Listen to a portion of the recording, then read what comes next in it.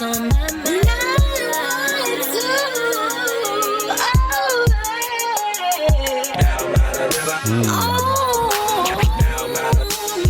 That's that thing, the summer type. I fuck with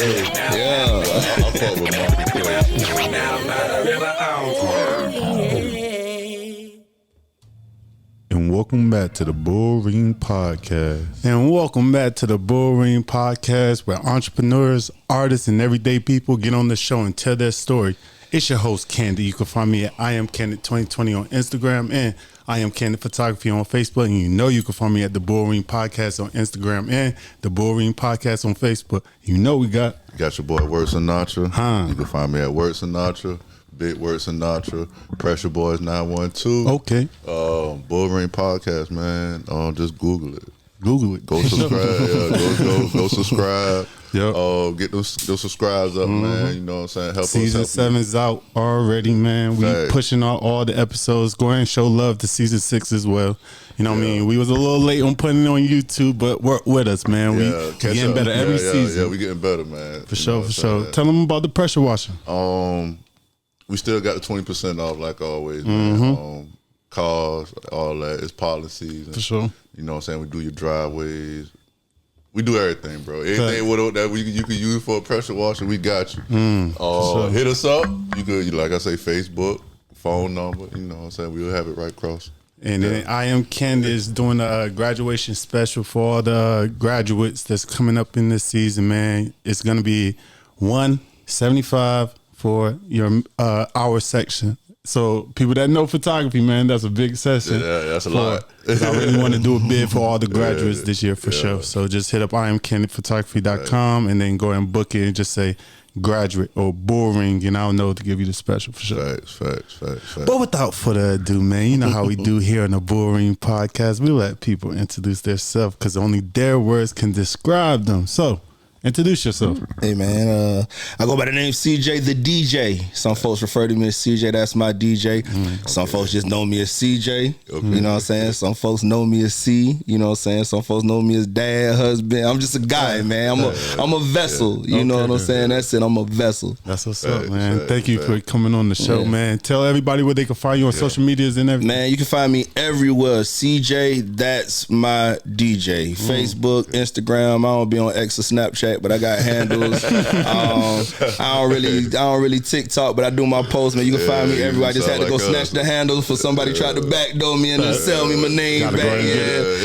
That happens. You know what I'm saying? The scammers be scamming. But we just got our trade. You know what I'm saying? You got our stamp now, so I wish somebody would. You know what I'm saying? Like, you know how people. I've ran into a couple situations with a couple folks, and they've been like, oh, you're CJ, okay, bro. I met somebody down the way, and they said they was CJ the DJ, and I'm like, yeah, word, that's happening, man. I had an interview with Country Wayne, and he said that he was like, bro, that's another. I was like, nah, bro, that's me. Yeah, I was like, that's me, bro. We in the radio station right now. He was like, dang, bro, you might want to look into that. So, this the real CJ. Man. Don't get fooled out there. CJ the DJ, CJ, that's my DJ. If they say CJ the DJ, all right, whatever. You know what I'm saying? Like, I know of a few. There's a female I think she out of Vegas. She was like a Instagram model, one of those chicks who look good, and she just started DJing to add to it. And she goes by CJ the DJ, but it's CEEJAY, like she spelled it out. But if somebody say CJ, that's my DJ. Yeah. Now we ain't going. We gotta go to court. We gotta go to court. For real. This is the Bull Rush, though, man. These are 5 questions I'm about to ask you. All right. You can't plead the 5th. All right. You know what I'm saying? So we about to hop on in it. All right. First question. What's your favorite 90s movie? It depends on the day, but more times than not, off the head, I'm going to say Friday. Okay. That's a good solid Friday. Solid. I mean, how can you not, bro? You got 5 on your day off? Come on, bro. Like, that movie start out the gate, bro. Out the gate. Yeah, that's a classic. Yeah. Name one of your childhood celebrity crushes. One of my childhood celebrity crushes, my very first childhood celebrity crush that I can remember was Kelly Rowland. Okay. Kelly Rowland? Okay. Kelly Rowland.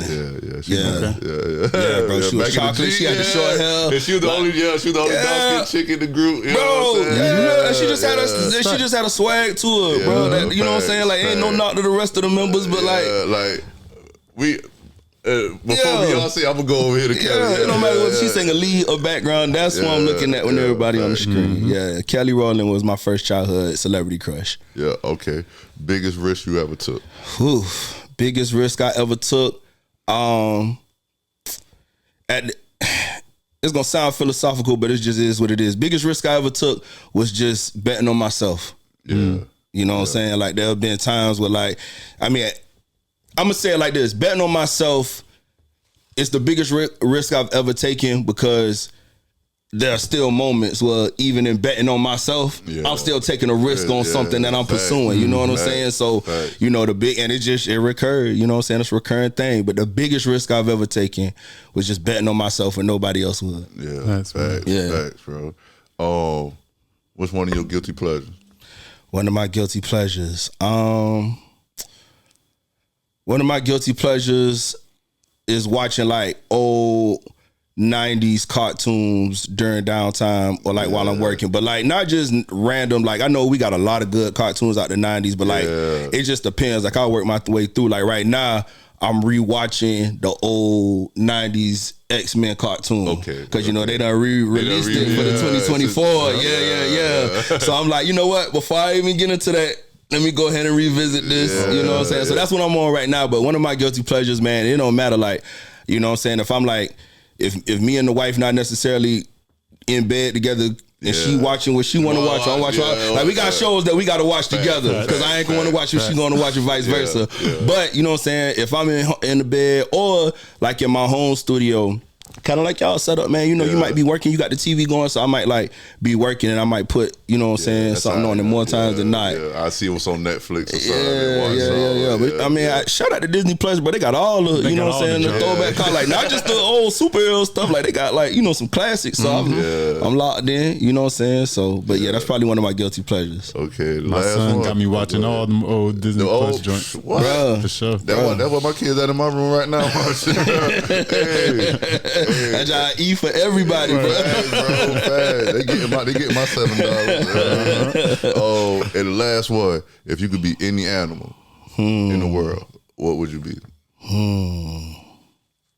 I love asking people that question. Right. All right. Can I before I answer it, can I give you a question to kind of put in a frame? Because I got two answers. All right. Is it, if I could be any animal, would it be an animal that I want to be, or would it be the animal that I think I most am? Damn. You would want to be.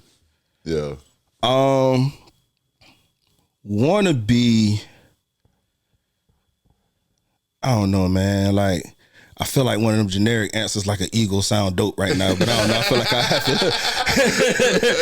Animals cool. Animals cool as hell. You know what I'm saying? So it's just kind of I gotta really, really dive on that one. On what I would want to be, because you know what I'm saying. There's a lot of I would want to be an eagle. That'd be fine, but also I want to be a gorilla. You know what I'm saying too? Just trucking through the woods and not a worry. I was watching. I was on Instagram strolling one time, and I seen a praying mantis.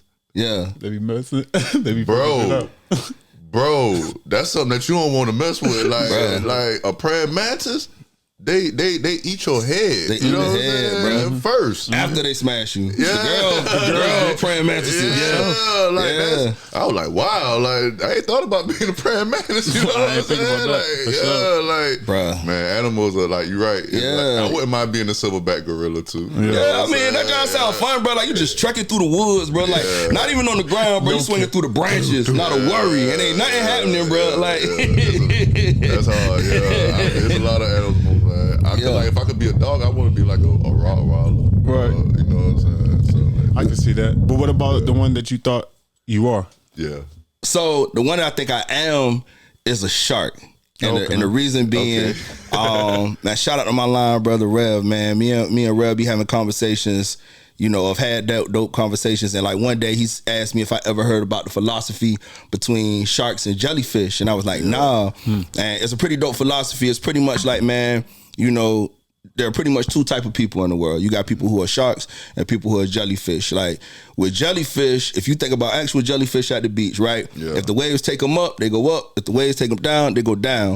And they just go with the ocean, right? And it's people like that. If life give them good days, they with it. If life give them bad days, they cry, pray, smoke, drink, whatever until they get some more good days. Right. Sharks, on the other hand, sharks are an animal that it can never stop moving, like physically. Like if certain sharks, if they stop swimming and stop water constantly moving over their gills will close up and the shark will drown in the ocean. So they always moving. Even when they go to sleep, they brain sleep, but they body's still moving through the ocean. And it's people like that. You know what I'm saying? Like they always moving, always doing something. And like if they ever stop moving, they would die figuratively in a sense. You know what I'm saying? That's why you find people who like at one point in their life they got to drive and then they stop or they, you know, get caught up in just trying to survive and they feel like, dang, bro, I'm drowning out here. You know what I'm saying? Another thing about sharks and jellyfish, a jellyfish not gonna swim over there to you to sting you. You kind of got to be within a certain distance. You know what I'm saying? And there are people like that. There are certain people who they not gonna move necessarily for opportunities or move to do what it is they need to do.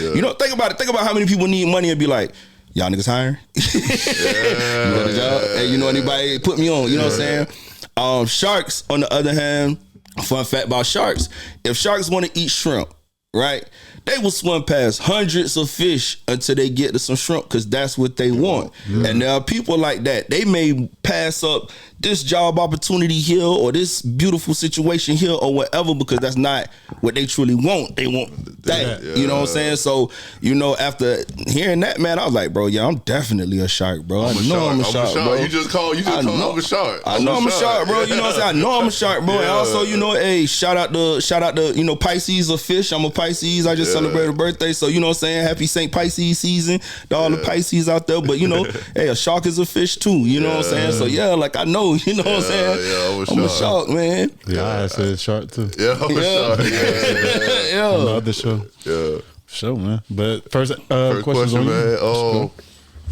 what's on? What? I gotta clarify these questions now because you know what I'm saying. You know, you gotta give your name, but where you was born at? What city is on your birth certificate? Savannah, Georgia. Okay. I was born in St. Joseph's Hospital. They don't even deliver babies no more. Yeah, they don't. Yeah, they don't. I was born in St. Joseph's. Man, born and raised, grew up in Sylvan Terrace. You know what I'm saying? Right there off Montgomery Street, across from Holmes Barbershop. You know what I'm saying? Been there all my life. But, well, I ain't gonna say all my life. I ended up moving around. Like, there was a point where I lived on the south side. There was a point where I lived on the east side. You know what I'm saying? So, and really, like, even I don't know. I would say like when folks be like, "What side of the town you from?" Like I spent most of my time growing up on the west side of Sylvan Terrace. But man, I have like lived on every end of the city for the most part, and I mean like almost making full circles throughout school. Like elementary, like I went to Pulaski, then I went to White Bluff and Hess. Middle school, I went to Duran. And then I ended up at Coastal. High school, I went to Johnson. Then I graduated from Beach. You know what I'm saying? So like, from anybody, I'm just from the Post. The whole city. I'm just from the Post. That's how I was. I done stayed on the east side, west side, south side. I done stayed everywhere in Savannah, bro. You know what I'm saying? I bounced from school like that. You know what I'm saying? I went to Eli Whitney, Ray Howard. Motherfucking, damn, boy, I'm thinking. Motherfucking Hubert, Pearl Lee Smith, because I was bad in middle school. Pearl Lee Smith, got shot to the Savannah High. Then I went from the old high 1 year. I did 1 year at the old high, then new high, the whole rest of my years. Graduated in 2000. So real deal Pope baby yourself. For sure, man. So what were you doing before the radio? So I would say I graduated out of high school in 2006. At the time, I was trying to go to Clark because I was in the marching band. And I had like a small band scholarship to Clark. It was like, that job would cover books, but that about it. You know what I'm saying? So, you know, I was like, man, I ain't stressing that. Like, you know, I ended up going to Savannah State. And, you know, during my time at Savannah State, like my freshman year, man, like I was working for Papa John's delivering pizza. I was working for like Upscale Images, doing like some part-time job. I was working for the school system, the Chattanooga County Public School System. I was doing all kind of stuff with them, from working in records management to working in purchasing to working at this elementary school or this middle school, or I even worked at Johnson for a school year. So, but at the time, you know, my mom, like I said, I grew up in Sylvan Terrace, and like, you know, anybody who's ever been past Sylvan Terrace, if you know where Holmes Barbershop is, directly across the street from that is like this duplex, you know what I'm saying? And that duplex was like where my whole family stayed. It was like 8 of us in there, you know what I'm saying? For real though, it was. It was like me, my mama, my sister, my grandma, my aunt, my uncle, my 2 cousins, who like my 2 younger siblings at this point too. So, I say all that to say my freshman year, I was working multiple jobs because my mom's was suffering from rheumatoid arthritis, fibromyalgia, and lupus.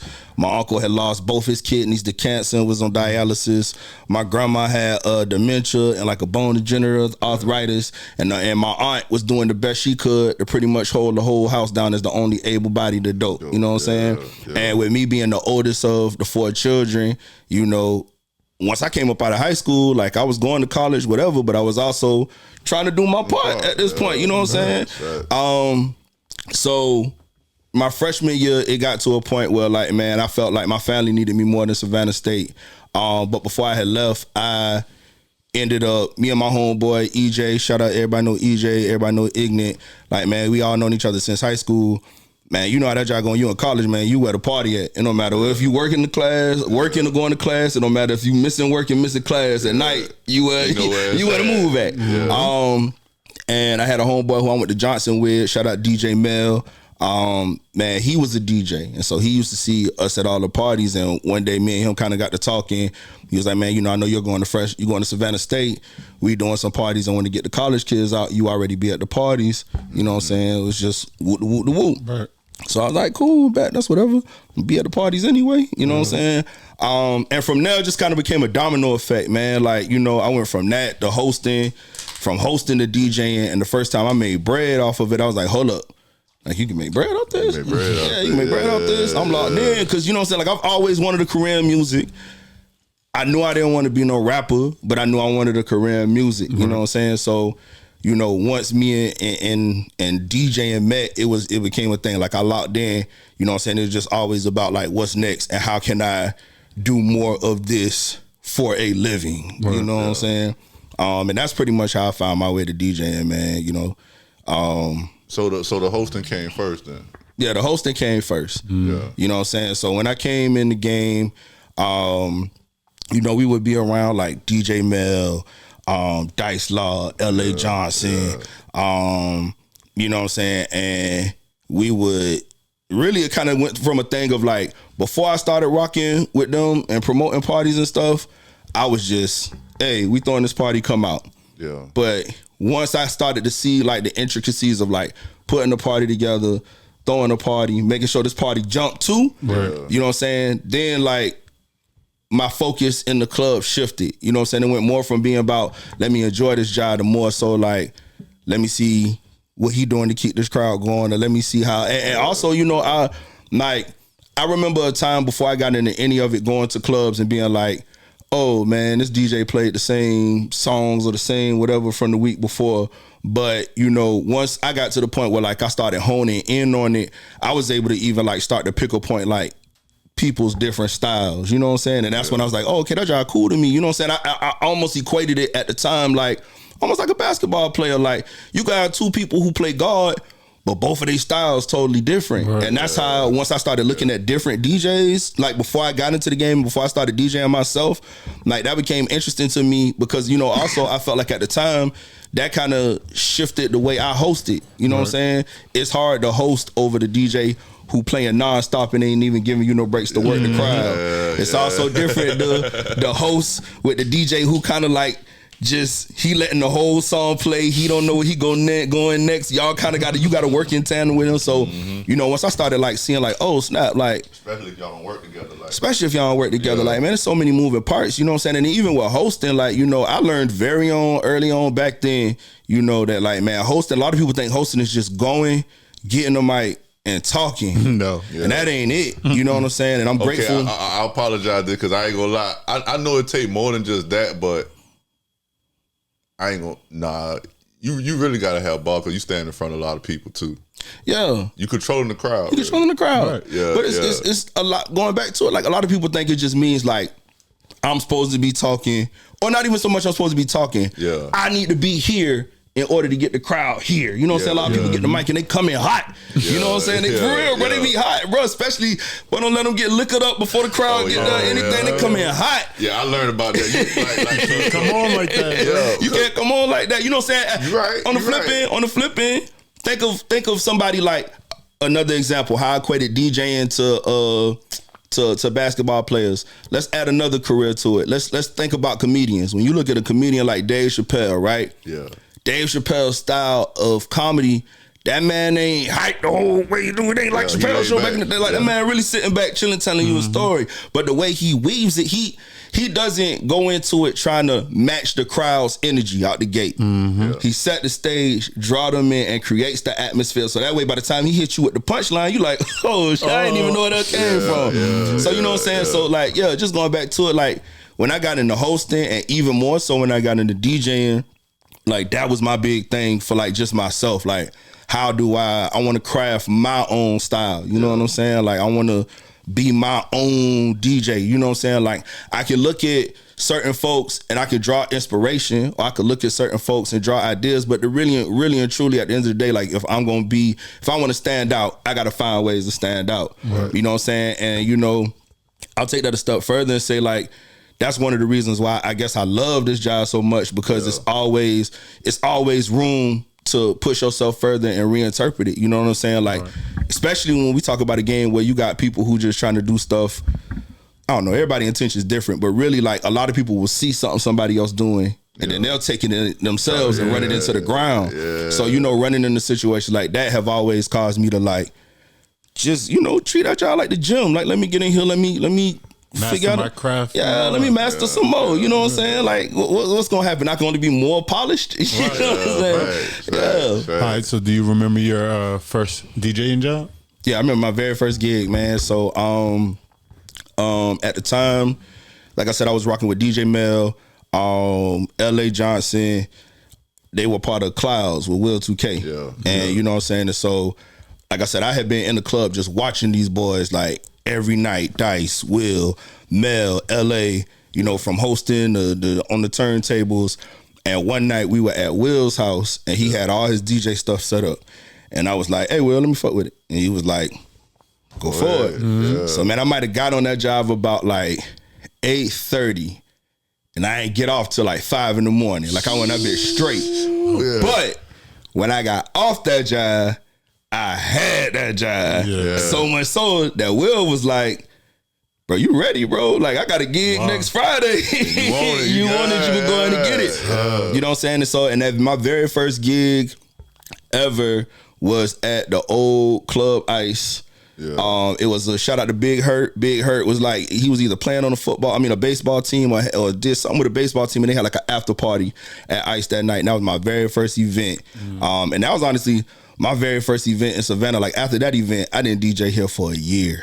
Damn. Yeah, bro. Like nobody was trying to, you know what I'm saying? Because it was also like at the time you had all of these, everybody rocked with who they rocked with, and you had all these DJs who, you got to think like at that time, you had not just all of these other DJs, but that's when both radio stations in the city were like powerhouses. You know what I'm saying? Like E93 was stacked with a lineup, and the beat was stacked with a lineup. I grew up when I was coming up, like bro, I grew up like around Teasers. You know what I'm saying? Teasers, El Rocco, shit like that. The club, like who? You had Dice Lord. Dice Lord was in Frozen all the time. You had Jeff Nice, you had Raw, you had Triple A. All of them was on the beat. That's what I was thinking of. Yeah, Triple you A. had all of them on the beat. Triple A was young. I'm talking about he'd be a Teasers. Yeah. Man, that thing jumping. I'm talking about you got a grown man, bro. Triple A was young, bro. And you got grown men in the club jamming. You know what I'm saying? Like bombing catching the spirit, bro. Yeah, bro. Like.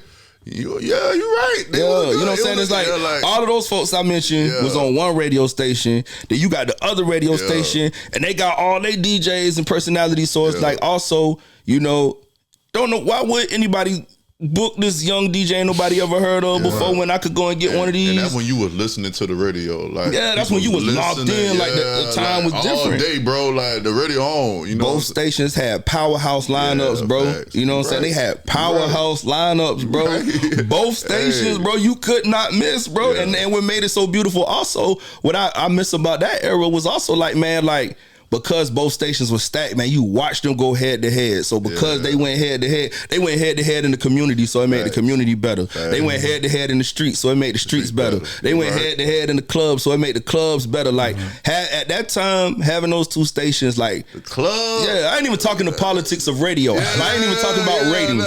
I'm talking about.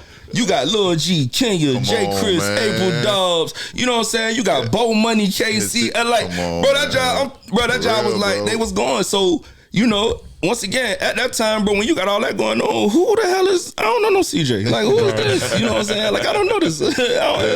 He did that one part. All right, that was good for y'all party. Like, bro, I'm trying to get one, you know what I'm saying? So, but, bro, everything happened as it's supposed to, bro. And you know, it's because of that, you know, my first year as a DJ, you know, me, EJ, we was like cross the bridge in South Carolina. Yeah.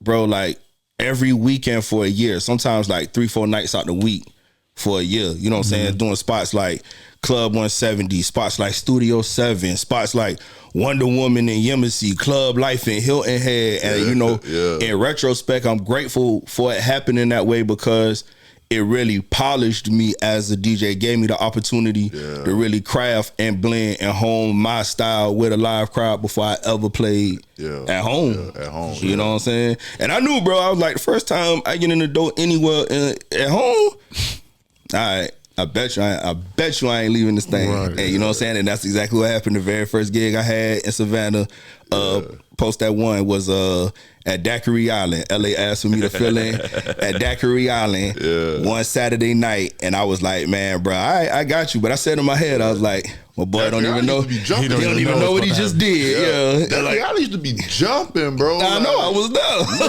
Right, bro. I got in that job, bro. And I promise you, bro, like, the owner was like, yeah, hey, let me get you in here on Saturdays. And I was like, hey, I'm cool. Just talk to LA, bro. You know what I'm saying? Your choice.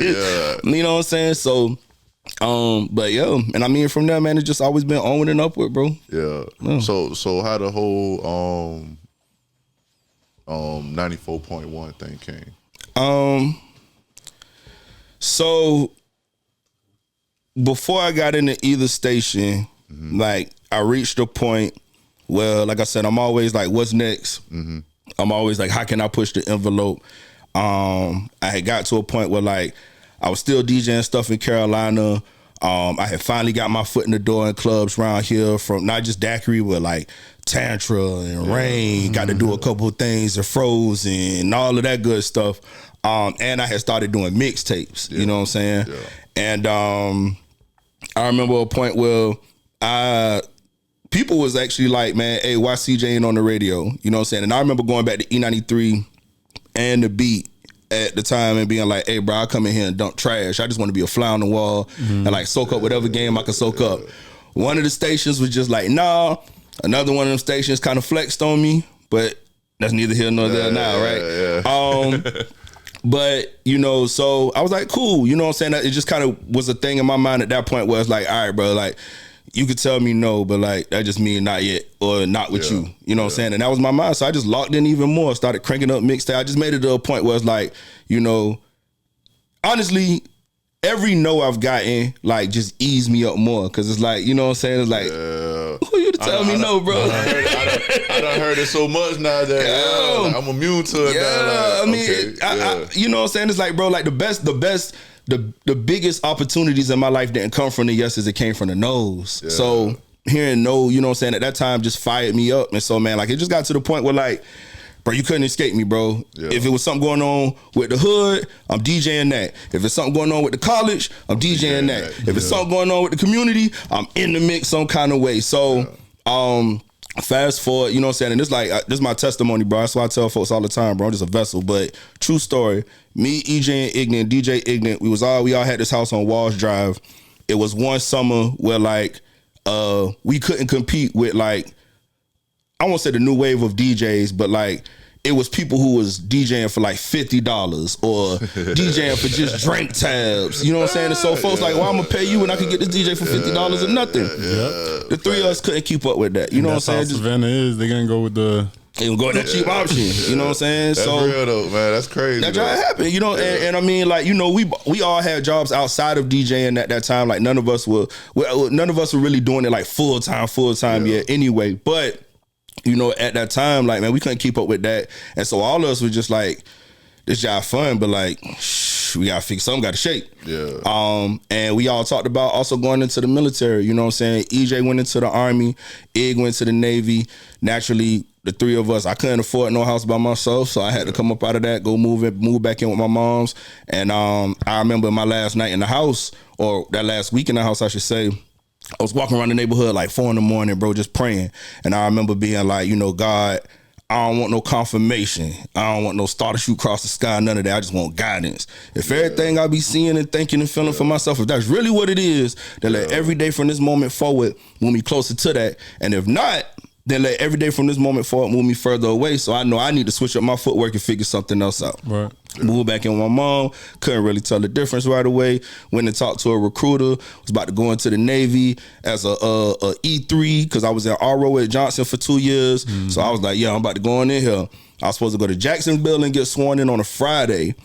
That Wednesday, 2 days before, Gil Jones, who was the promotions director then, gave me a call and was like, hey, we got this event at Savannah State this weekend, and we was told you the DJ we need to have. You know what I'm saying? Never mind, the radio station got their own DJ. Right. So I took that and I ain't never looked back. You know what I'm saying? And that was your sign. That was my sign. You know what I'm saying? And much like that first time I got in Daiquiri, I was like, what, these folks don't know what they done done, boy. I'm about to get in here. You know what I'm saying? And so it just kind of went from there, man. Like I killed it. Shout out to Gil. You know what I'm saying? Gil, he running stuff up there in the A now. You know what I'm saying? With Radio 1, Hot 107.9. Matter of fact, he just brought, or they just announced this week, he bring a lotto for birthday bash and stuff. So shout out to Gil. You know what I'm saying?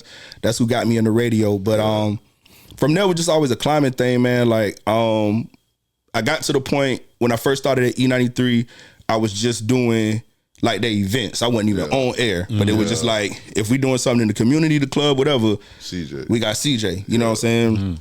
It went from that to me doing weekends. Then I ended up, when Lil G ended up leaving, I ended up doing nights, and I was doing like Kenya's 5 o'clock mix live and all of that. And you know, doing all about Kenya, man, Kenya, one of my radio OGs too, man. Kenya, bro, Kenya, honestly, bro, was the first like OG radio personality from that time to like not really flex on me ever. Like he was cool out the gate and Dice was cool out the gate. As far as my first time ever meeting and interacting with people. You know what I'm saying? And then also J. Chris, man. Like J. Chris was cool out the gate too. But it's just far as like first interactions. But man, I was just doing so much for the station at the time. And you know, I was about to have my second son. And you know, it was just a combination of things that caused me to leave. You know what I'm saying? Like one, I just kind of felt like I felt like I was getting away. I was becoming so much like radio CJ and doing things, you know what I'm saying, that I was getting away from the version of me that got me on radio in the first place. So that was one thing. And then the other aspect of it was, like I said, my second son was on the way. And man, I was at this point working like crazy, but I was still making part-time paid. Same thing I made it pretty much when I started. And I was just like, you know, I just was like, man, hey, can I just get insurance for my son? Like I don't need no full-time position or whatever. I ain't even asking for money. I ain't even asking for more money. I'm just asking for insurance for my son. And you know, I found out that like a conversation was not really necessarily had about it, or at least a serious conversation was not had about that. And I just felt like, damn, bro, like I'm doing all of this and I ain't even asking y'all for all the match what I'm doing. You know what I'm saying? Plus, like I said, coupled with me feeling like at that point in my career, like I'm getting so far away from the things that got me here in the first place. So I just, you know what I'm saying, made a decision like in that moment, like, man, I was just like, man. And also, this is just something I do in my life, like even to this day. I'm a firm believer of like the best things happening outside your comfort zone. So there have been points in my life such as that point where like above all else, it was just like, let me fuck up my comfort zone and see what come from it. You know what I'm saying? Because it's just like, you know, like when you think about as we go through life, like we find ourselves getting caught up in rhythms, right? Right. You know what I'm saying? Yeah. And sometimes like being complacent and all that. yeah, and sometimes, you know what I'm saying, even not even being complacent, just like, you know, everything happens in seasons, bro. You'll find yourself during the school year getting up, getting yourself together, getting your kids together, getting them for school. But then when summer hit, you in a whole different rhythm. Right. You know what I'm saying? And so for me, like in life, the best. I said that too. I said, man, well, like this year when my son got out of school, I'm gonna still make him go to bed like he go to school. You know what I'm saying? Because when it's time to get back into that rhythm, it's hard to get him back into that rhythm. It's hard. Right. You know what I'm saying? And so that's what that move was about. Like, you know, it was just about above all, above the insurance, above what I'm doing and not doing and whoop the whoop the whoop. I want to fuck up my comfort zone and see what's on the other side. Like if I fuck up my comfort zone right now, you know what I'm saying? Like how much better can I make it? Because I'm not going to make my current situation better by staying exactly where I'm at, doing exactly what I'm doing. And you know what I'm saying? And that go back to that prayer of, you know what I'm saying, guidance, man. Like when you ask me like, what's my biggest risk? It's always taking it on myself. And really I should frame it as, man, like it's always me just blindly walking out on faith. You know what I'm saying? Like I don't know what's on the other side of that. At that moment when I was leaving, I didn't know what was on the other side of that. I was doing clubs all the time. People who wouldn't rock with me when I was trying to get into Savannah this first year, boy, everybody rock. Hey, you know what I'm saying? That's my boy. Whoop, whoop, whoop, whoop. And I'm about to intentionally scrap all this right now, just in the hopes that there's better on the other side. That take faith, and you know what I'm saying. And so, but also, you know, the beauty in that time also was when I did walk away from E, I got to see. A lot got put in perspective, like, and it also helped me set the stage for when I finally like came back in the radio at the beat, because I was only off air from E93 for 6 months. And during them 6 months that I was off air, people who would blow me up all the time wouldn't hit me for nothing. And by the same retrospect, people who would answer the phone for me, or people who was always asking me for something, or people who I could call for anything. I mean, I might not even want nothing, and I couldn't get certain people to answer the phone. You know what I'm saying? Bros, people was like, I'm just trying to talk, bro. Yeah, I'm just trying to say what's good. I'm trying to check on you. You know what I'm saying? I'm trying to say, oh, it's great. I ain't calling you to ask for nothing. You know what I'm saying? But like, man, like I couldn't get people to even answer the phone and stuff. And you know, it's people who, you know, you got your Facebook warriors, people who always got something to say at certain times. And there was people who was like, yeah, you know, bro, I ain't going. Facebook man, because you know they exist, man. You know they exist, man. Like, yeah, like, you know, there's people who had their comments on it and all of that good stuff. And I mean, like, you know, it's, once again, I had no idea when I made the decision to leave that I was going to end up at the beat, but just walking on faith, messing up my comfort zone. I just got back into my hustle, you know what I'm saying? And during that time, that's when me and my partner said, we launched Power Tripping.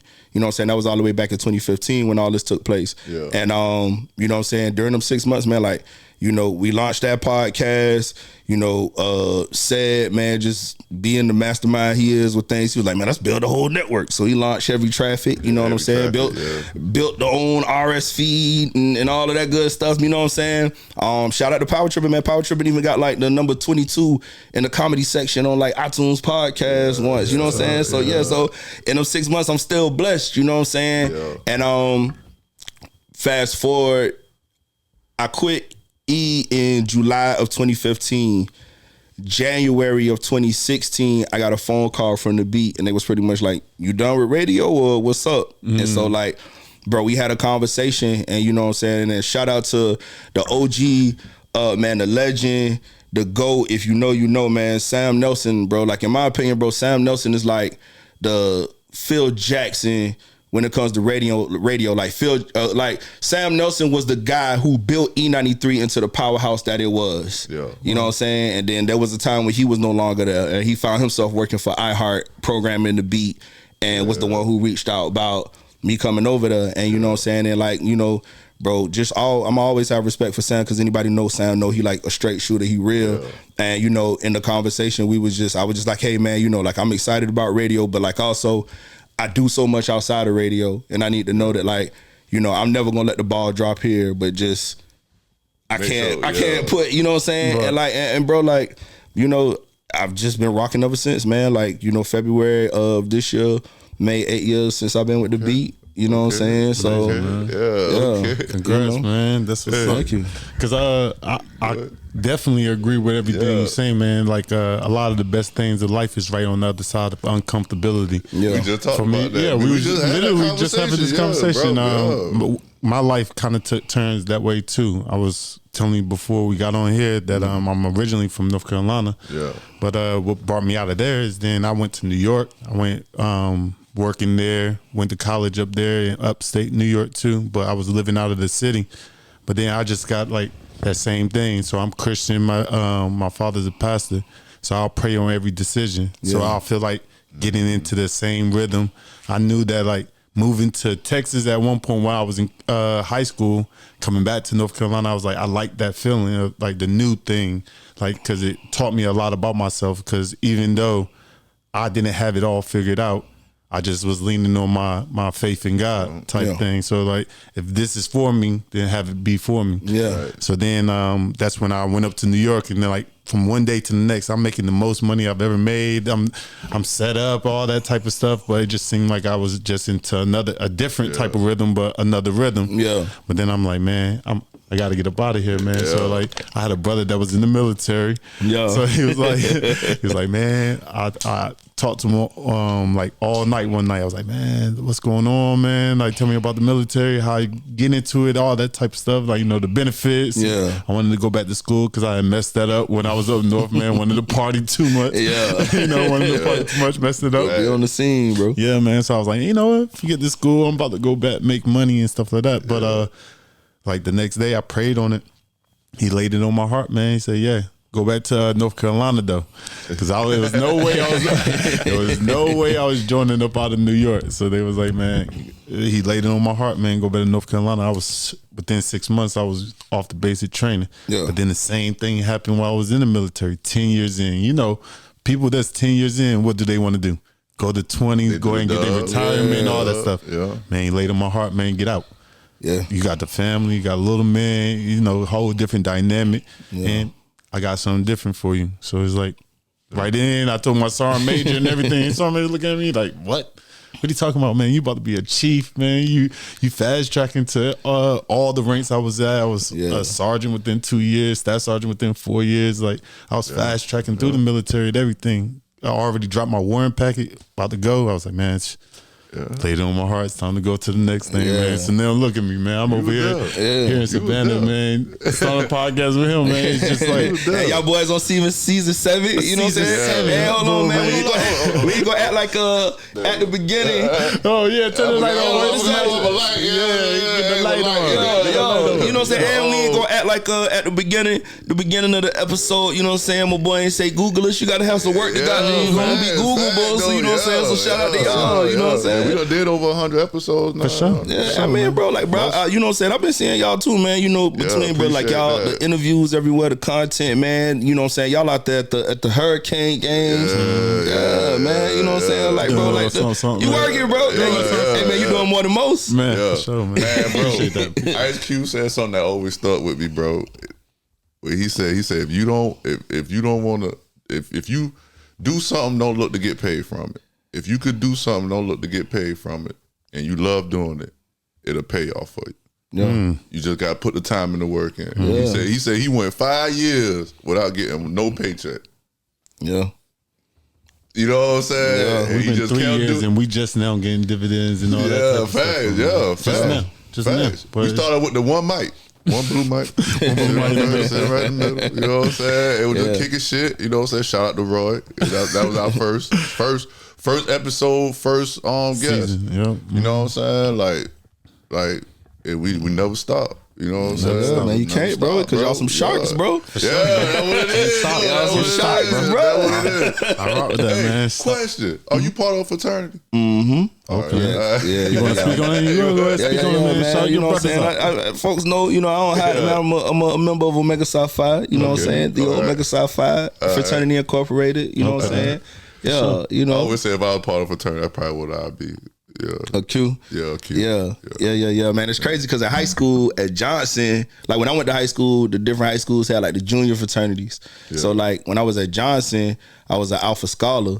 And man, when I got to state, you know what I'm saying, Like at first, I ain't gonna lie, when I first got to state, man, like I was so caught up in like DJing and promoting and the parties and stuff. Like I was like, bro, I did all that. I don't even care. Right. But you know what I'm saying? But man, shout out Eddie, you know what I'm saying? Everybody in the port know Eddie, man. Like Eddie AQ and Eddie, you know, me and him ended up connecting there, man. Like through him, I ended up seeing like the Qs up close, you know what I'm saying? And there was just certain things, you know, certain things about the brothers and the way they interacted with each other. Also, what really drew me to the frat was how I saw some brothers handle conflict amongst themselves. You know what I'm saying? It was very straightforward. It wasn't none of that like, he gonna talk about this bro behind his back and whoop the whoop. Like, they was very like, let's go ahead and address it. Let's go ahead and figure out how we gonna figure it out, you know what I'm saying? And boom, and I was like, man, I can respect that, you know what I'm saying? Because it's just like, man, I'm not doing all that, man. I'm not doing none of this.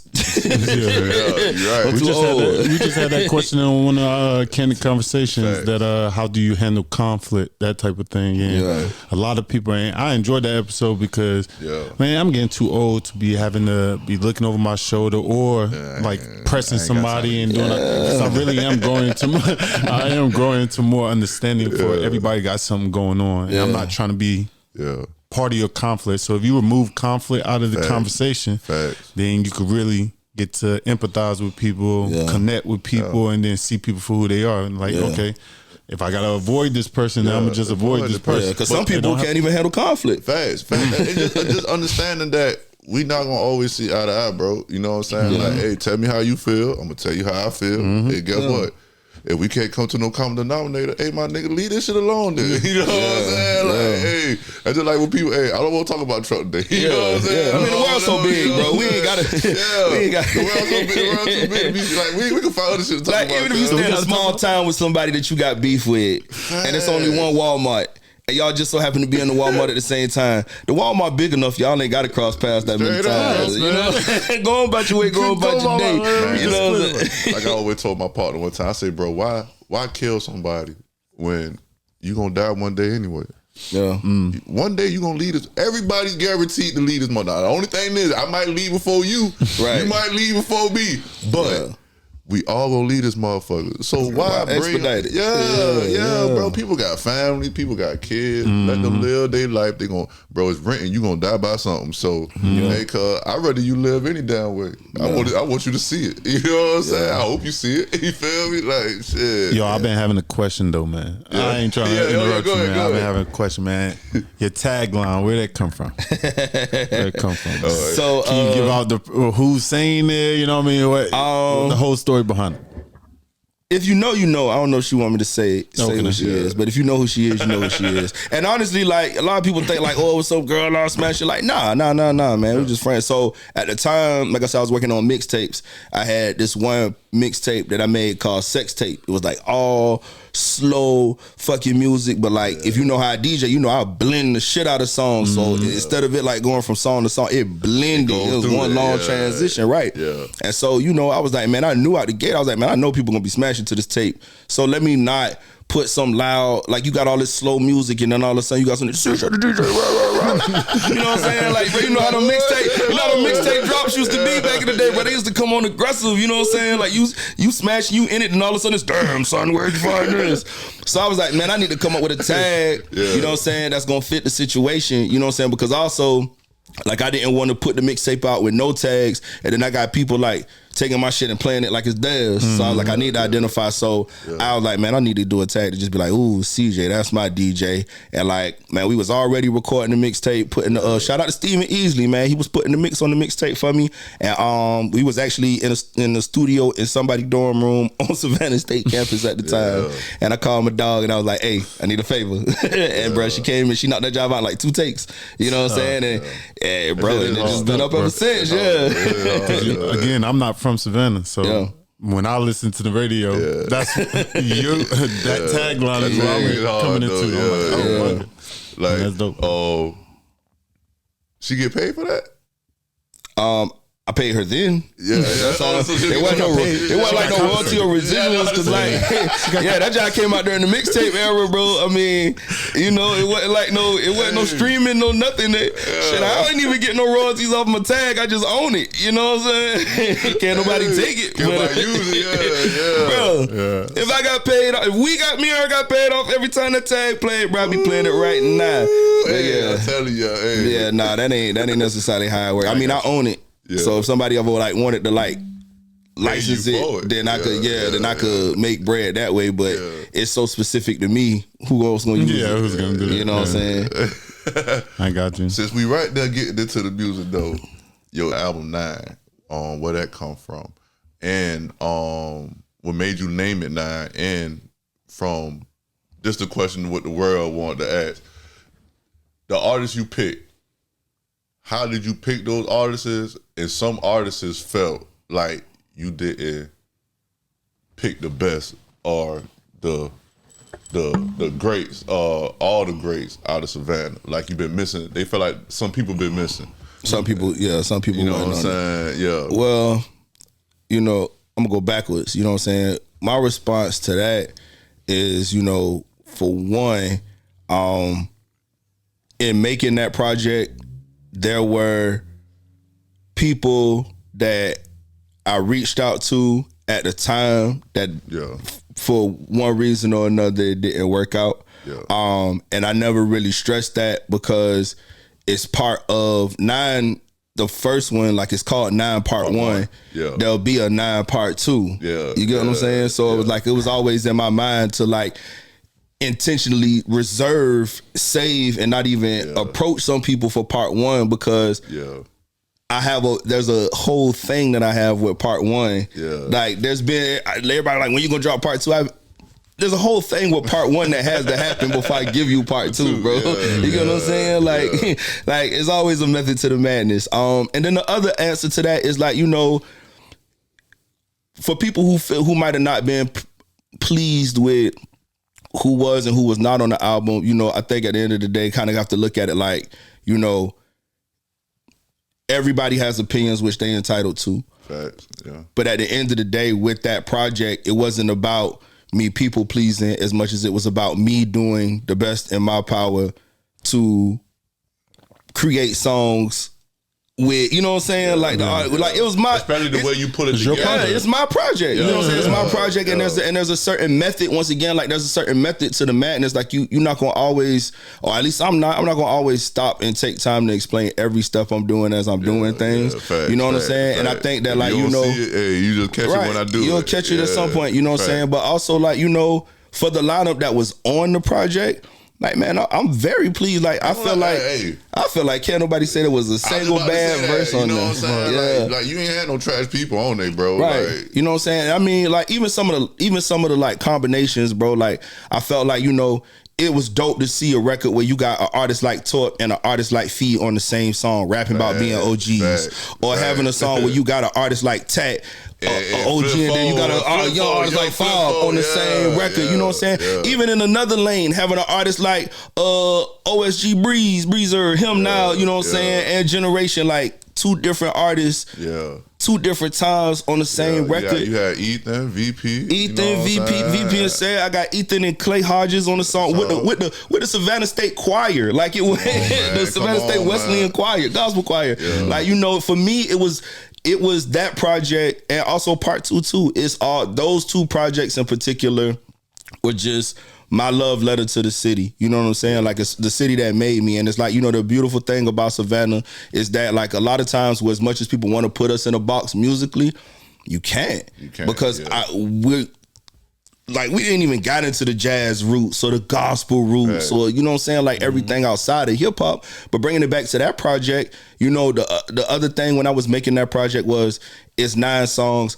and I want every song intentionally to not sound the same. Okay. Mm-hmm. Yeah. You know what I'm saying? I would go so far to say the 2 songs most similar in like nature and energy would be like OG and But outside of that, every single song is completely different from every other song. Even when you put those 2 together, just from the simple fact that you got hood people on there rapping, it still don't really sound the same. It don't. I just said, notice I said like they the most similar in terms of energy.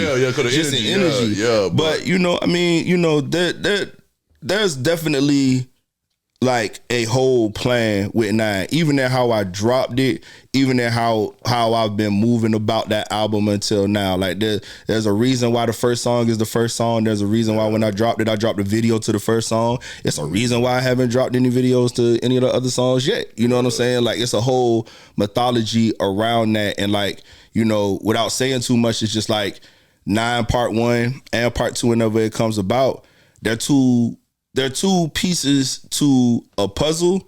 Yeah. And then there are also like 2 notches to like the legacy that I plan to leave behind. Like when you go back, you're not gonna see what I'm doing right now in 2024, but like fast forward however long from now when I'm no longer here, and you look at everything I've done from the radio to the clubs to the community to this to that to doing this with this person and that person, the stuff I've done out of town. Like when you look at the whole picture as a whole, then you kind of like, oh, okay, I see what bro doing. So that's kind of like the response. I mean, there's a bunch of talent in Savannah, bro. Like I've been rooting for Savannah. I've been, whoop the whoop the whoop. That's a whole another TED talk.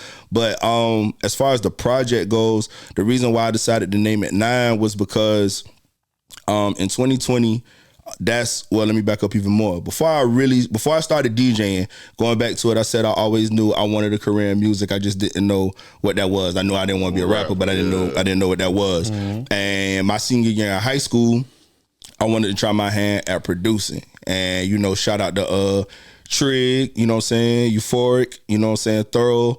If you know Trig, Trig is like mixed a lot of projects in the city, mastered a lot of projects in the city. So I originally, all the way back as far as high school, I had tried producing, went to college, got into DJing, whoop the whoop the whoop. Fast forward all them years later, I started DJing in 2008. So fast forward 2020. Pandemic. We all locked down in the house. We ain't got nothing but time. You know what I'm saying? I'm like, bro, now's no better time than to really start to like get with it. Because also like what makes me so good as a DJ is like my heads are never in the jukebox, bro. Like it's always something musically playing in my head, bro. So you know what I'm saying? And that sometimes it may be songs I've heard over and over. Sometimes it's like songs that I'm just like, bro, I wish everybody could hear this melody. And that was the beauty in like 9, you know what I'm saying? I got to take some of those melodies in my head and some of those, you know what I'm saying, songs and like make them tangible. And you know what I'm saying? And like I said, it's also like, bro, like, because the love letter to my city. But the reason why I called it 9 was because, for a variety of reasons. First, the number 9, whether a lot of people know, like it represents like change and transition. Like when you think about when you count, when you get to number 9, that's the last of the singular numbers, and then you're going into the double digits. Then when you get to 19, that's the end of the teens, but then you on to the 20s and so on and so forth. So, I felt like at that point in time, the number 9 was very, representative of like where I was at in that point in time, and kind of also why I find myself a lot of times in life going back to like when I say I'm always down to fuck up my comfort zone, and I'm always like, what's next? I was like, shit, everything I want to do as far as a DJ, I've done. You know what I'm saying? I done clubs, I done tours, I done opened up for this artist, I done been on both radio stations, I done yada, yada, yada, yada, yada, yada, yada. What's next? And so, I just felt like at that point, 9 was very representative of that. Like, it's like producing is something that I actually wanted to do before DJing. Yeah. And like now I got the time, I got the opportunity, I got the means to like really go ahead and dive into it. Shit, so I'm gonna dive into this whole, you know what I'm saying? Like, and I want my very first body of work, like, to be my love letter to my city. And so, you know what I'm saying, that's part of like why I call it 9-9. Another reason why I call it 9-9 is because, like I said, it's a 2-part project. You know what I'm saying? So when you think about, you got 9 part 1, and then you got 9 part 2. 9, 1, 2. You know what I'm saying? So it's like it's just put thought into it.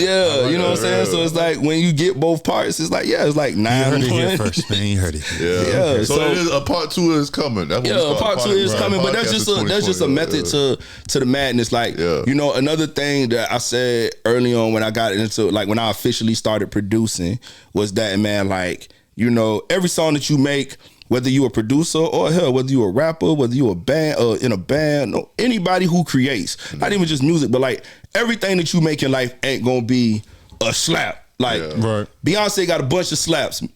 Drake, Michael Jackson, Future, they got a bunch of slaps, but they also got a bunch of B cuts, and they also got a bunch of songs that they made that like ain't nobody ever heard. You know what I'm saying? So for me, I was like, man, I've always wanted to like focus on like the quality of output over the quantity of output. Like when you think about hip hop producers, you know what I'm saying? Shoot, even rappers like stemming from like that Gucci Man, Future, Wayne era, like. Bro, me and my partner were talking today, and we said this. I said, bro, because I just finally came to the conclusion. Don't get me wrong, I'm a Gucci fan. You know what I'm saying? But I was like, bro, if you really sit down, listen to Jeezy body of music, just his body of it, from the sound of it, how clean it is, it's crispy. You know what I'm saying? He put out better music than Gucci. You know what I'm saying? For just Recession, catalog. Like when he dropped Recession, he dropped that at the best time. You know what I'm saying? Like, man, that album changed people's lives, bro. You know what I'm saying? Like, it's a body of work. You know what I'm saying? Like, you could separate, and like you say, and Jeezy ain't never been the type of person that put an album out like every 2, 3, 4, 5 months. You know what I'm saying? He'll drop an album 1 year. You might don't hear nothing else for like another year or some change. Drop another one, be a whole another year go by. Drop another one, you know what I'm saying? He took his time with it. You can tell that when you listen to it. And even when you listen to Recession now, you get I'll even go further back. Even when you listen to songs off Thug Motivation 101, you get just as lit for that song, hearing that song now in 2024 as you did back in 05, 06 when it came out. You know what I'm saying? And so like, you know, as I like build and craft my catalog of my body of work, like that's kind of like my mindset. Like I would rather, when it's all said and done, has 18 songs and all of them all of them slap. You could just play that one and that's it. Versus like having so much music that people could even keep up with, and that's just me. That's just my preference. You know what I'm saying? And so, you know, like once again, also as it pertains to 9 as a project, it's like, that's not like me producing and doing a song with some artist from some other city who like already got name emotion. Which I could have did right out the gate. Like, bro, I work in radio. I could easily been like, let me push my beats off on one of these. I didn't do it. You know what I'm saying? Like my mindset was like, man, let me showcase what's going on here. And when you talk about a 9-song project, going back to the other question, you know, that people got, and when you talk about a 9-song project, bro, it's only so many people that could get on it. You know what I'm saying? Ain't like we doing like No Limit no more. Like, you know, real like Master P had a whole team. Bro, I'm not Master P, bro. I'm CJ. Bro, Master P had those albums dropping every day, boy. Cain and Abel Tuesday, Mia X Wednesday, Fiend Thursday. I'm telling you, bro, we ain't doing that. But I guess it's just as people, like, I guess, cause it was an artist that asked me, you know what I'm saying, to ask this, you know what I'm saying? And I guess he feel like, shit, my music good, you know what I'm saying, this and that, but he not being in the light or something like that. Man, but I think like, you know, nothing in the making of that project was like, nobody should take that track list, who I work with, who I don't work with personally. I feel like, especially in Savannah, you know what I'm saying?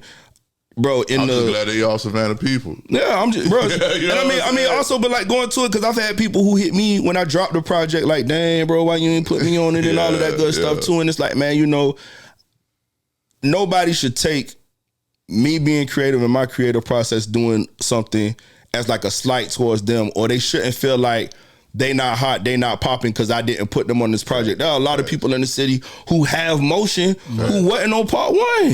You know what I'm saying? Flau'jae killing it out here. But I didn't have Flau'jae on part 1. And that ain't no stack. Bro, I love Flau'jae, kid, the whole family, you know what I'm saying? It's more so just to say like, man, like me dropping a project isn't reflective over how hot or how not hot somebody is in the city. You know what I'm saying? That was just something that I had going on. And also, you know, to it, like I said, it's a part 2. And also to it, like in the 16 years that I've been DJing, or going on 16 years that I've been DJing, bro, like nobody can really say that I have not done my part to showcase or show love to numerous artists in the city. I could see if I was like one of these DJs who be hating on folks or whoop the whoop the whoop. Hell, there have been countless artists with the politics and shit. Right, bro. There have been countless artists who I've shown love to, and even when that love wasn't reciprocated, bro, I never took that job to heart. I didn't let that make me be like, well, forget it, bro. I ain't showing no love to no artists in the city. You know what I'm saying? Even with this project, there were artists in the city that I reached out to for verses for the project who didn't come through. And I've seen them since, and it's been all love. Like I'm not tripping over. Once again, bro, I walk by faith, bro. So it's just like I'm not tripping. You don't have to worry about what they got going on. Right, you what just got your own. You got your own thing that you're doing. Right, so. And I mean, you know, like without getting on this soapbox, I will say, man, like, you know, me showing the opportunity to an artist or me rocking with an artist may not always be a situation where it's like, hey, let's do a song together. You know, for instance, bro, I can only do my part. Like, you know, it's like going back to it, man. It may not, in my lifetime, bro, I'm not going to be able to work with everybody. And also in my lifetime, everybody not going to be able to work with me. And that's just being real. But, you know, at the end of the day, it can never be said that I have not, you know, done my part to really try to push this city forward and not give people them opportunities. It may not, your opportunity may not be me and you doing a song together. You know what I'm saying? Right. It could be something else. It might be something else. Bro, I might turn you on to somebody who you could do a song with. Right. You know what I'm saying? Right. That might be the biggest gift right. that I give to you. Right. You know what I'm saying? It's like, bro, like, don't take what I got going on personal, bro. Like, my life ain't got nothing to do, my projects ain't got nothing to do with, you know what I'm saying? Fly, bro. Yeah, you still fly, you know what I'm saying? Do your thing. And if everything I just said, you feel like some bullshit and you feel like, man, that man could have still put me on the song, he just feel like I'm not hot, then I say, man, make yourself supernova, man. Make yourself so hot that it's hard to miss you. I gotta see you. Yeah, you know make it so that I can't escape you. You know what I'm saying? Like, fact. All right. We are running up on this time on these clocks. Well, I gotta get the question.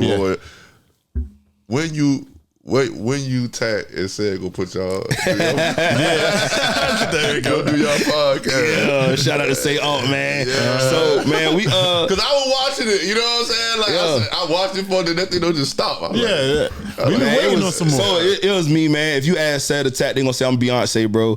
But they gonna say it, man. Sad gonna be like, man, he just being light skinned, right. But nah, man, just it was mostly like me. Like, we all got different stuff going on, but like, man, bro, once again, like, I got a baby that's about to drop in a few weeks. Like a mixtape. You know what I'm saying? Like, let me get my foot in, you know what I'm saying? But also, like, it ain't even that. Like, we still been working on stuff. We actually got some stuff in works when we do the listening session with Mano, you know what I'm saying? Because it's like, the podcast is called Say Unk, so why not have a conversation with like an industry OG? And you know, we also got like an episode that we recorded that we haven't dropped. We got like content that we just haven't dropped. You know what I'm saying? I'm a believer in like momentum.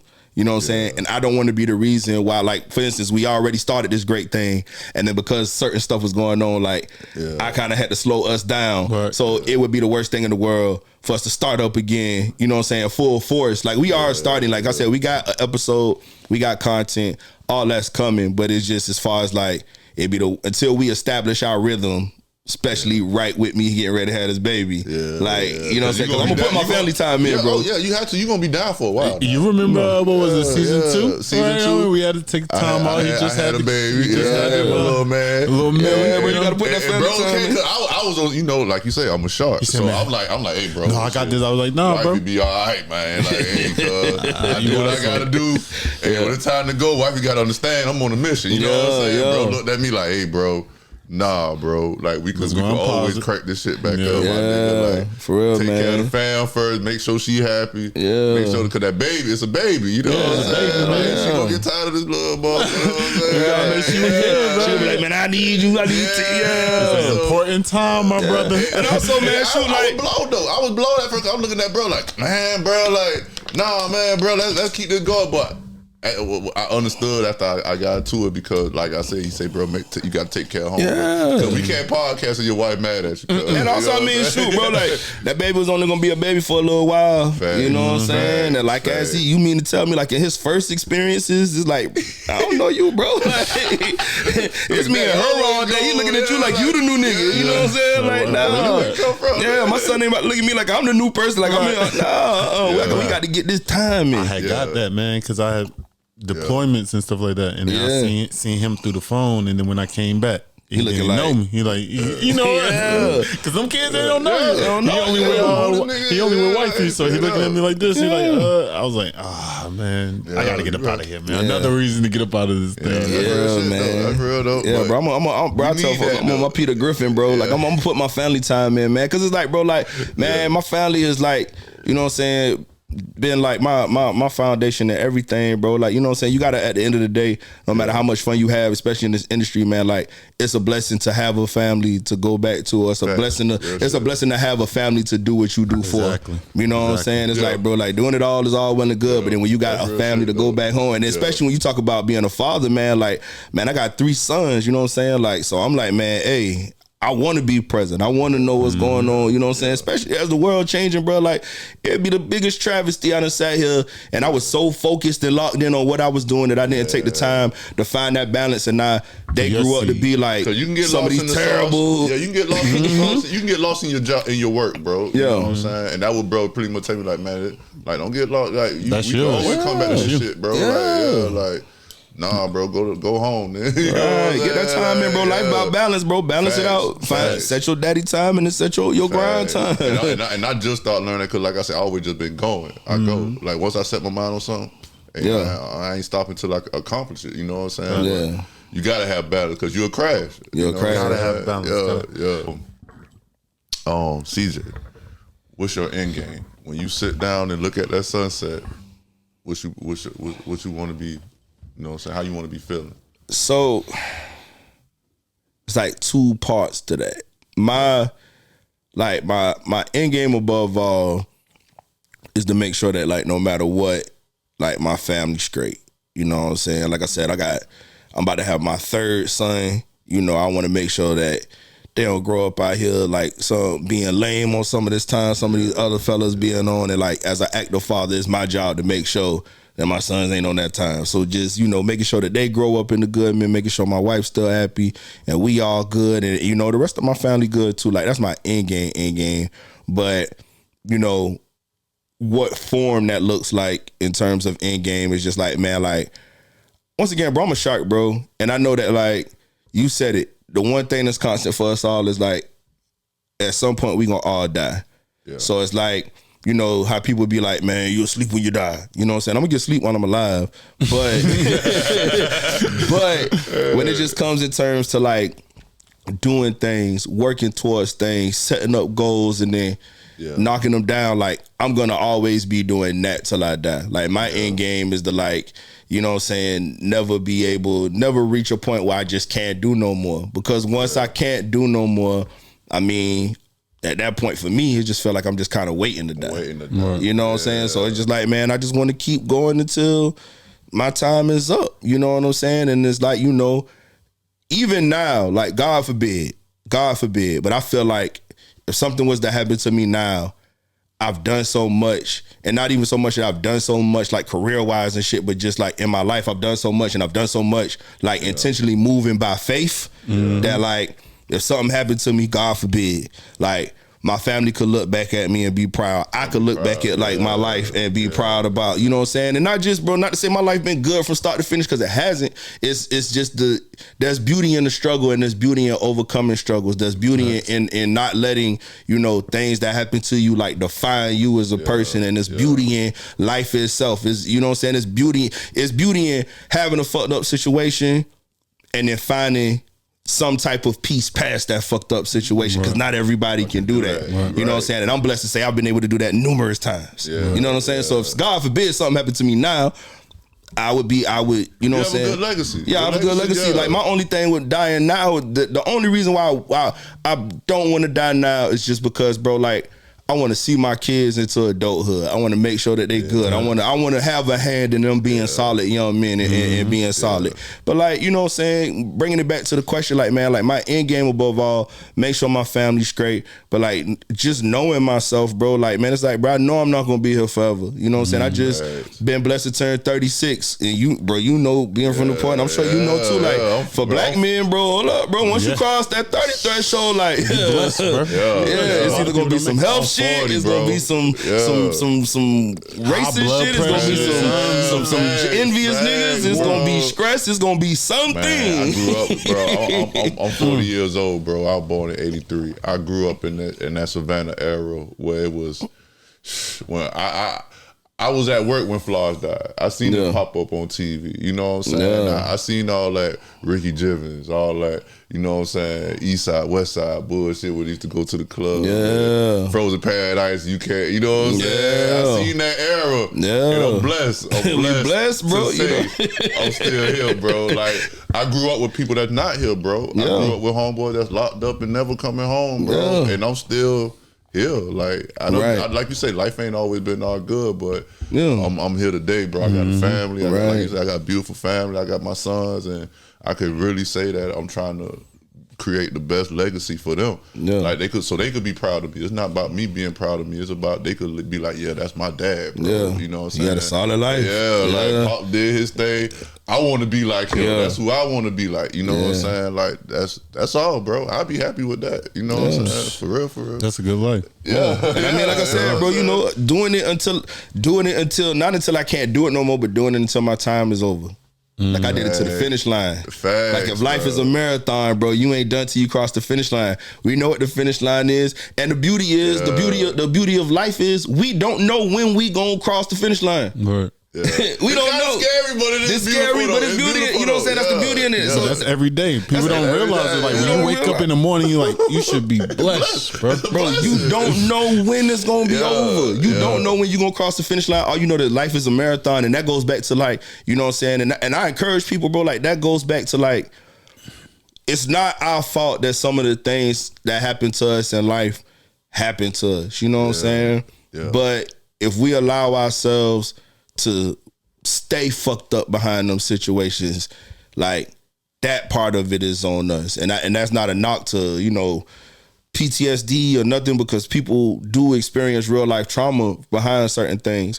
But you know, it's just kind of like, man, you can't, it's ultimately at the end of the day, your choice to either let that trauma define you or find a way to combat that trauma. Fight or flight. You know what I'm saying? Right. Either you gonna let that, and so you know what I'm saying, just, you know, and to go back to it, bro, like we never know when we gonna cross the finish line. So are you gonna be a shark? Or are you gonna be a jellyfish? You just gonna have up days and down days until you cross the finish line, or you gonna swim through this motherfucking current. You know what I'm saying? Perfect way to bring it all the way around, bro. Perfect way to bring it all. Tell everybody where they can find you again, man. CJ, that's my DJ, man. I'm everywhere. I ain't hard to find, man. Thank you again for getting on the show. It'll be a part 2. Oh yeah, he came back on there. He came back on here, man. 'Cause we got more questions for you for sure. Man. This ain't gonna be the last time you're on the Bullring podcast, man. We appreciate you, any bro. support you need from us, for sure. Just reach out to us. I love, man. I just want to give y'all brothers y'all flowers, man. Cause like I said, bro, man, y'all got a dope platform, man, and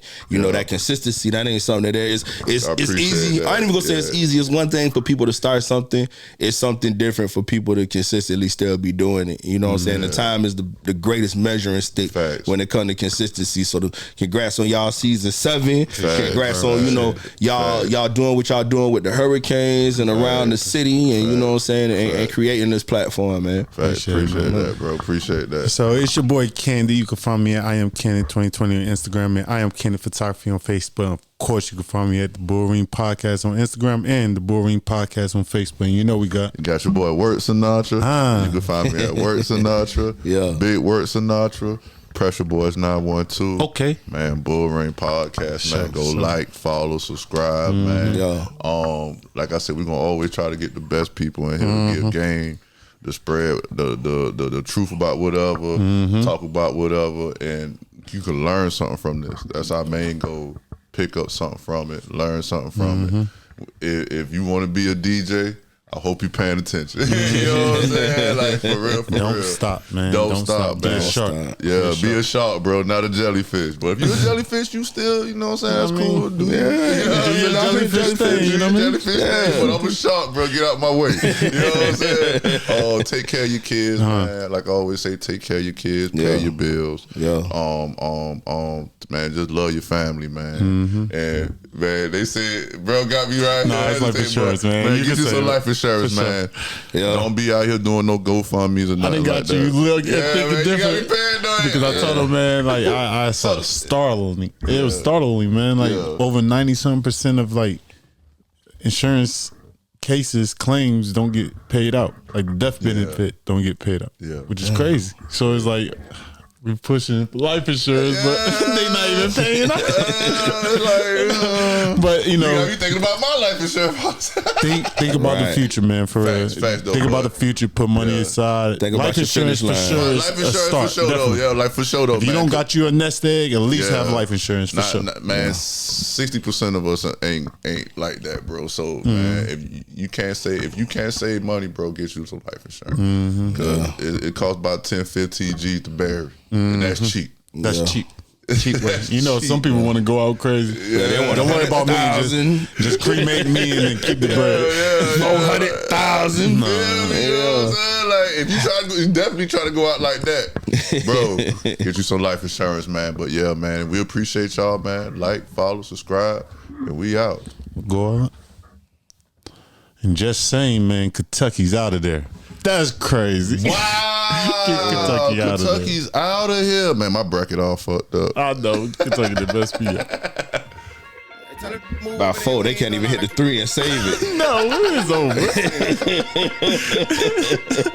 The only way they're coming back is a tech for poor sportsmanship. On security outside 223. Custom Glock, he pull up, lemon squeeze, 10 minutes, sent 23. Then I pull up, her choking for 10 minutes, I've been a G. Trying to get rich while all these trying to be indiscreet. I be in the street rapping, hustling, pull up 392 like a cutlass. Walk in the venue, see the money, a trip with the game.